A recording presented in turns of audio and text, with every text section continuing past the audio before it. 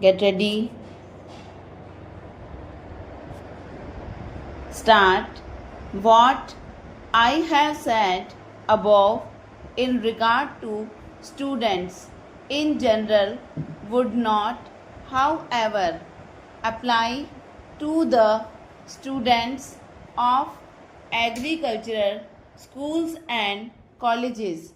In their case, it would be a necessary part of their training to do field work for a period before they are given diplomas or degrees.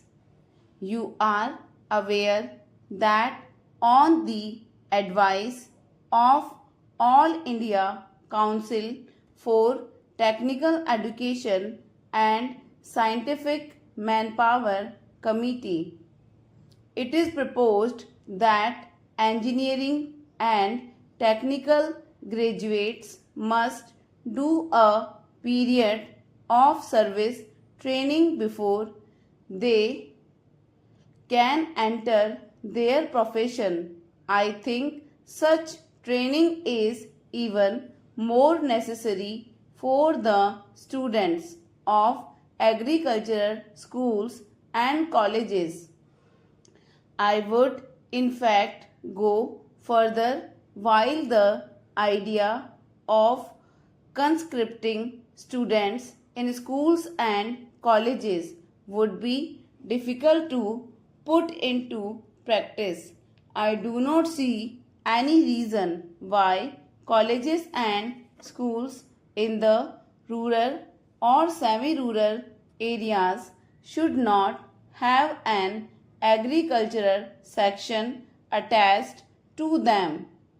The difficulties I have mentioned above arise only when the students are taken away from their homes or places of normal residence.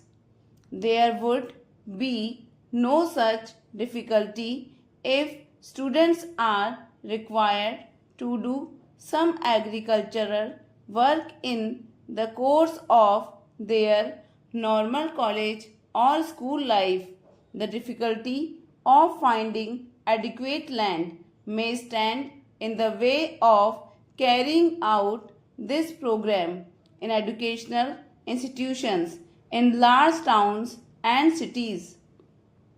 There is, however, no reason why schools and colleges in the rural areas or small towns should not have attached to them sufficient land which can be utilized for the purpose.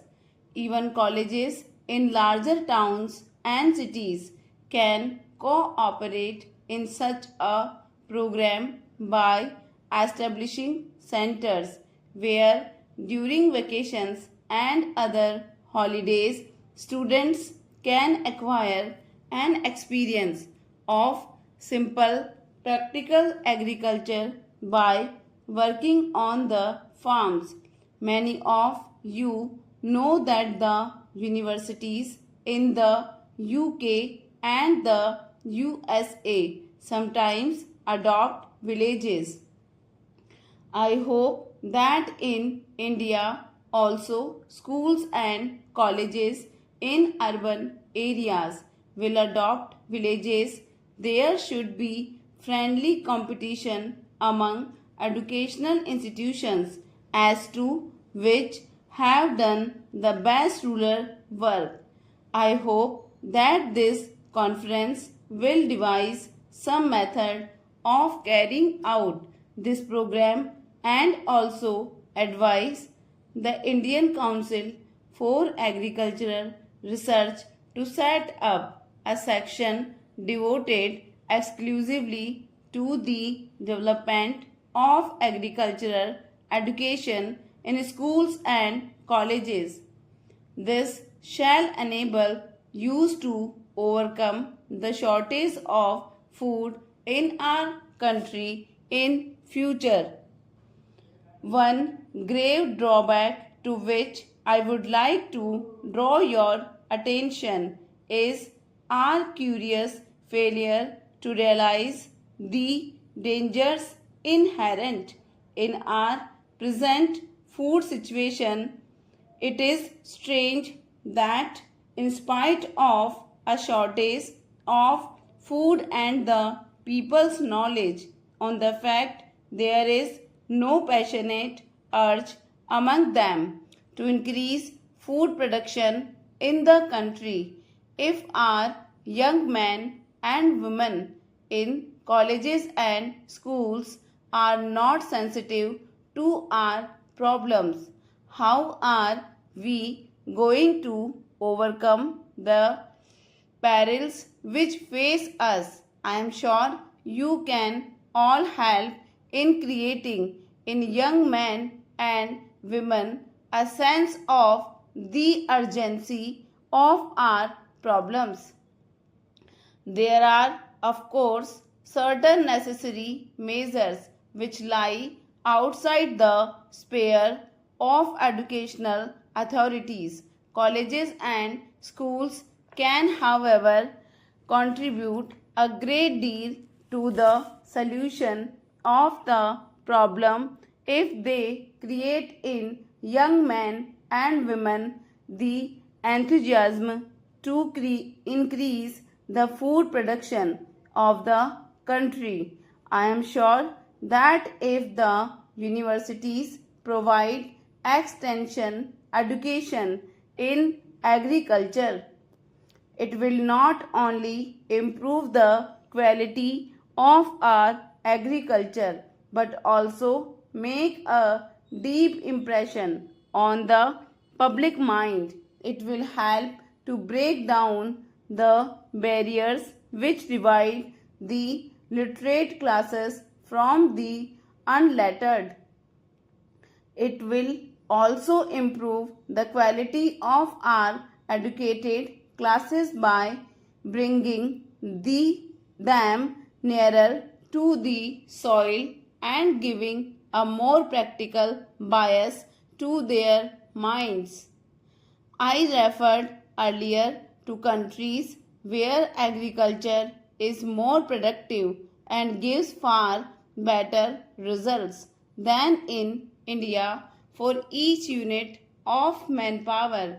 It is obvious that if we are to improve our agricultural production, we must profit by the experience of such countries.